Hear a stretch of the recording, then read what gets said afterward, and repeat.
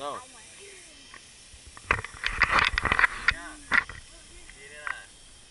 Lại cái trò này.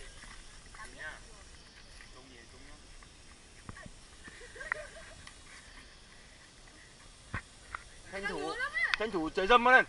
Tranh thủ trời dâm Tâm ơi. Dâm trời dâm lên.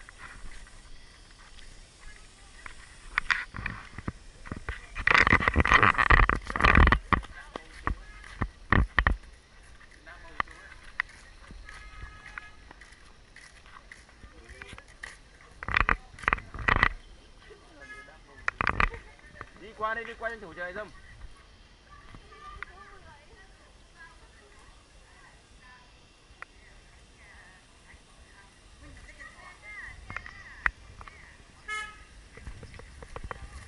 Thế à? Cái đội nhi đồng tối nay không biết có cái cây nọ cây lỗ hay không?